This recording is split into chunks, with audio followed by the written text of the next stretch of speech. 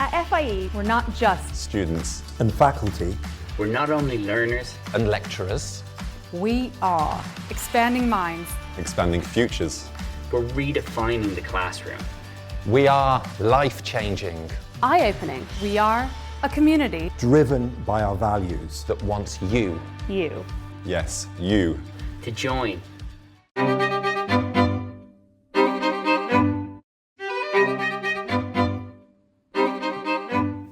Hello and welcome to Series 3 of In the Field, a podcast from FIE where we will be exploring all things study abroad.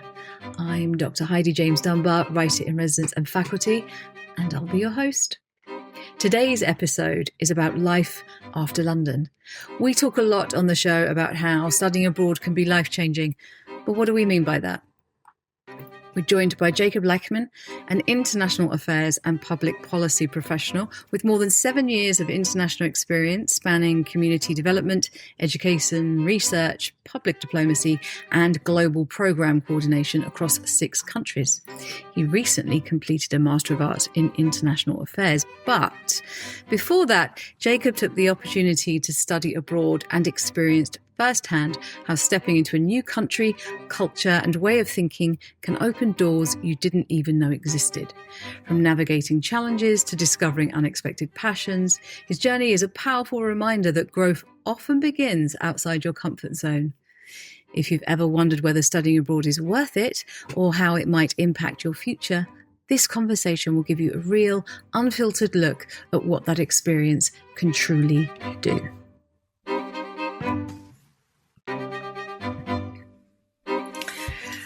Thank you so much, Jakob, for joining me. I am delighted to be talking to you about life after London. Yeah, no, it's been a long time since we first interacted in 2014 when you were my British English professor for my first semester studying abroad. And then we had a small little reunion in 2017 when I happened to be working in London. We got lunch at the pier. But other than that, we've remained in contact through social media. You've seen what I've been up to, all my various professional and academic excursions. But now here we are again.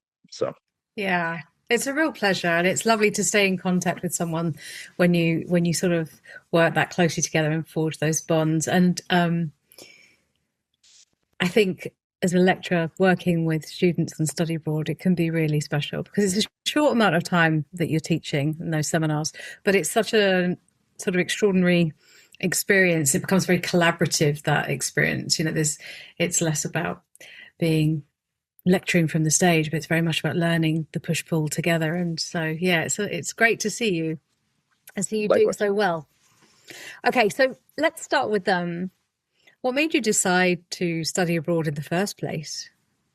Sure, yeah. Well, you know, as many Americans at the age of applying to schools, you know, you look at what the best fit is for you personally, for your families, what's, you know, feasible financially, location-wise, all those factors, you know, are part of one's decision. And so Northeastern was like my dream school, the top choice. And so me and my dad had a discussion when, you know, I was applying to the schools that I applied to, and that if I were to get into Northeastern, we'd do everything in our power to make sure that that could be a possibility. We would worry about the rest later. Northeastern was the last school that I received a decision for. I'd gotten my decision from the other schools who I applied to. And then, you know, when I got accepted, you know, cheers all around. Everyone was excited. So we knew we'd make it work. But I was so excited when I got the letter that I didn't like read it thoroughly. And so it stipulated in the acceptance letter that my first semester would be abroad through what is known as the NUN program. And so I just took it in stride. You know, when students go to, you know, school for university, unless they stay within their home state, you know, you're traveling already to, you know, experience this new life, become this new person, and, you know, become who you are. For me, my mindset was just that, well, I'm already going so and so far for schools that I would go to. Might as well just go a little further. And so that was really the mindset I had. I'd never been to London before. I'd never been to that part of the world before. The only trip I had been on prior to that was a summer volunteer trip to Guatemala, which is where I'm from. But even after that, I learned that I like to travel, experience new cultures, food, people, etc. So my family and I, we were all in. I was happy to go. Out of all the choices, though, London seemed like the best option in terms of timing, allowing me to still have a summer to say, goodbye to friends and family. But also for me personally, just seemed like the coolest destination out of the options that I had at the time. So it was a no-brainer for me. Fantastic. And do you feel like the experience changed your perspective on the world?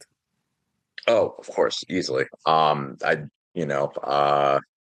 haven't stopped traveling since. I've taken numerous other international professional internships since then. Most of my professional career has also been international. I returned to Northeastern and, was on the staff side in 2023, and our program was in the Czech Republic. So, what the staff did for me during my time, during my first semester, I was able to pay it forward for the new students. So yeah, I haven't stopped since, and it's mainly because of my first semester abroad in London as a freshman. So Yeah, that's fantastic. Do you think it changed your academic goals? I mean, clearly it influenced your career path. So yeah, tell me a little bit more about that and how it sort of affected that pathway for you. yeah, sure. So going into Northeastern at that time, I was going in undeclared. I didn't know what I wanted to study, which completely natural. I mean, you know, young adults turning 18. I don't even know I still don't even know what I'm gonna have for dinner tonight. So I wouldn't expect anyone at that age to, be like 1000% confident in what they'd want to study. So going into the program itself, I took a variety of classes that FIE offered. Um, and it wasn't until the next semester after I took a intro to sociology class back on campus in Boston, where I'm like, oh, this is, some pretty cool stuff. I could see myself, continuing to study this. So I declared sociology at the end of 2015.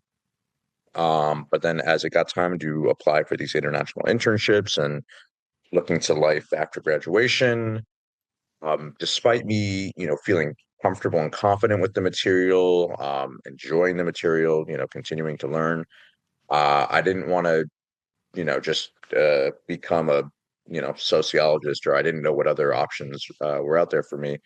So it wasn't until I returned to London in 2017, working for a nonprofit political organization, where I started to become more and more intertwined with um, the political and economic state of the world. And so when I returned again for fall 2018, I decided to combine my major with sociology and international affairs.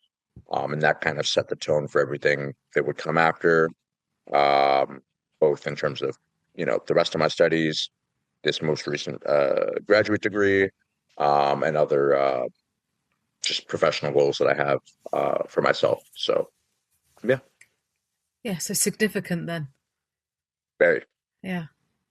And do you think there are habits or perspectives that you have carried with you since your study abroad experience? Um, I think it's attributable to study abroad, but also just how I was raised and who I am. But I don't know. The more that I've traveled, experiencing new cultures, people, I kind of just go through life open mind, a little bit more patience, more grace. Everyone is, fighting their own battles. You don't know what everyone's dealing with unless you sit down and talk to a stranger or interact with them in some capacity. And so I just feel that if everyone could just, slow down a little bit, kind of take everything in, be a little more empathetic, whether or however naive that may sound, despite me being old enough to believe that it's not. I just think the world would be better off I mean, we're both experiencing our own troubles with our, country's political states. And so in times like these, I feel like it's needed the most. So Yeah, I couldn't agree more. And that was really evident in the classroom. I mean, as you say, it was 16 years ago, but you were one of the, I mean, it was a great class, but you were one of the students who was held the space gently, learnt with curiosity, but also compassion. You asked interesting questions, but not in order to be combative or difficult. It's difficult. And I feel like you also, I remember you were a very strong student. You're an incredible student, but you also balanced that with, you did have a good time, right? There is that balance between, everyone wants to have a good time, but balancing it with the academic work. I think you managed that with considerable aplomb, shall we say. yeah. And, I passed that message on to my students in Prague, with how competitive everything is academically speaking. Every year there's more and more students getting accepted into college, and then that's adding to the workforce. And so everyone, at least to my understanding, or what I've noticed is, going through their own college experiences right now. Everyone's focused on the next step already. They're not taking time to enjoy being in college, some of the best years of one's life. So I told them all about my London experience during my freshman year, and just to explain to them, be studious, don't not do your academic responsibilities, but also, realize that, 5-10 years down the line, when you're looking back at your college experience, you're going to be, shrugging your shoulders or, kicking yourself if you, had spent all this time in the library and not, I don't know, taking a weekend trip to a country just because you want to, or taking some time for yourself and getting off at a different metro stop you wouldn't get off, and just walking around the neighborhood. Things like that. It's, you don't get that time back. Grades aren't everything. You're not going to be on your deathbed wishing, you had a 4.0 GPA instead of potentially, I don't know, meeting your significant other somewhere at a cafe because you chose to skip class and get a coffee. It makes your life what it is. So that's, kind of how I view things. Yeah, I couldn't agree more. And like you say, just getting off at a different bus stop or tube stop, or going to the pub and chatting to locals, and just widening your whole perspective and experience is so important. Yeah. What would you say to someone who's unsure about studying abroad? I would ask why. I mean, obviously I'd ask why they're unsure, like what qualms they have, or like, what's like holding them back, barring any like financial issues. Like that's a completely different discussion, or like other ailments that are legitimate concerns. But if money was no object, if there was nothing physically holding you back, mentally holding you back, and you just were unsure, I'd like to get to the bottom of it, just see why they're feeling the way they're feeling. And then, depending on their answers, I could, give them my perspective of where I've been and, how that's impacted me. And, if their concern was a concern that I had, I could, show them ways that I were able to, tackle those obstacles. Or even if I wasn't able to, part of life is also doing things scared, doing the hard things. Because if you don't do them, then you're just going to live a very sheltered, quote unquote, easy life. And that doesn't really help anyone, and it does yourself a disservice. So, I mean, obviously those are all, content specific answers, but I'd just like to know what's holding them back and see if I could offer any advice, Yeah. And that's absolutely valid. But, you're right. For a lot of people, it would be stepping out of a comfort zone, and you don't grow if you don't, right? Yep. Okay, my final question for you. Which one place would you go back to in London? Would you go back to in an absolute heartbeat? Is there one place that really holds you? Are we talking like a specific establishment, or like I don't mind, whatever borough? you think. Ooh, What comes to okay. mind for you if I say you could go back to one place in London in a heartbeat? What might it be? Uh, I mean, just for the amount of time I spent with, my roommates or, um, things that we did, Gloucester Arms in South Kensington. It's a very specific pub. I don't know. It's just like, I don't know. I still think about it to this day. When I've gone back on vacation, I've gone back, to there. So that's like a, establishment specific answer. But, I I don't know. I love it. It's really, perfect. other than that, though, I mean, Hyde Park is just phenomenal. It's beautiful. Um, now that I'm getting older, I'm very, I guess, into like, just a calm day in the park, set out a little picnic spread, maybe have a book with me or some headphones and just, take a couple hours to myself. So Hyde Park was really great. We played a bunch of American football. We were there, soccer, or you could just people watch. So Hyde Park is great.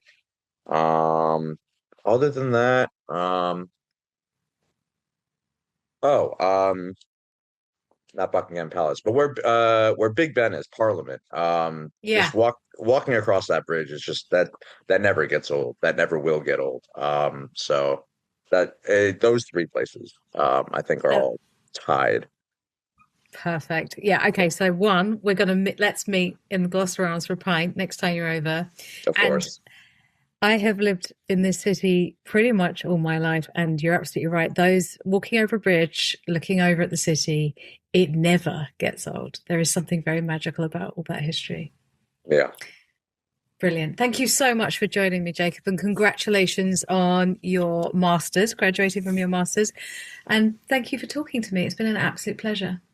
Always is, always has been. I owe you a pint, and whenever that happens, it'll happen. But thank you for having me on the podcast. It's always a pleasure. And yeah, we'll stay in contact and, we'll see what happens next. A huge thank you to Jacob for sharing such an honest and insightful look into his experience studying abroad. It's clear that what starts as a semester in a different country can turn into something much bigger, reshaping not just academic paths, but confidence, perspective, and long-term career goals. If there's one thing to take away from this conversation, it's that growth rarely happens in familiar spaces. Sometimes the biggest opportunities come from taking a chance on the unknown. Thank you for listening. We really hope you enjoy our podcast. Carry on listening to Series 3. We have some exciting episodes coming up for you. FIE provides life-changing study abroad experiences in the UK, Ireland and Spain. As a non-profit educational organisation, we are passionately invested in making a difference for our students as the future global leaders of tomorrow and the field of international education as a whole. The FIE podcast is a creative and academic space for exploring everything, the people, the places and opportunities that make your experience so valuable and exciting.